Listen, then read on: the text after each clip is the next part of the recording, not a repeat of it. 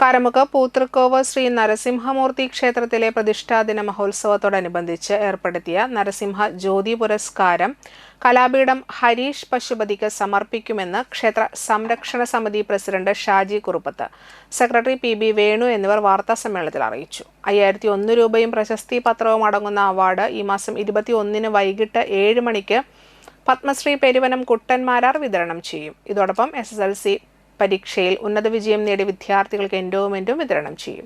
May 20 മുതൽ 26 വരെ ഒരാഴ്ചക്കാലമാണ് പ്രതിഷ്ഠാദിന മഹോത്സവം നടത്തുന്നത്.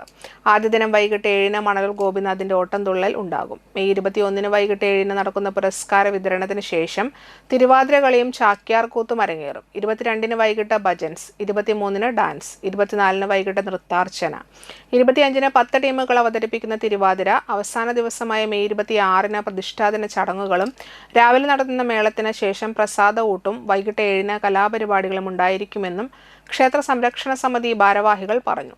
വാർത്താ സമ്മേളനത്തിൽ vice president Sushama Sunil, treasurer K Suryanarayanan, trustee Ramesh Namboothiri എന്നിവരും പങ്കെടുത്തു.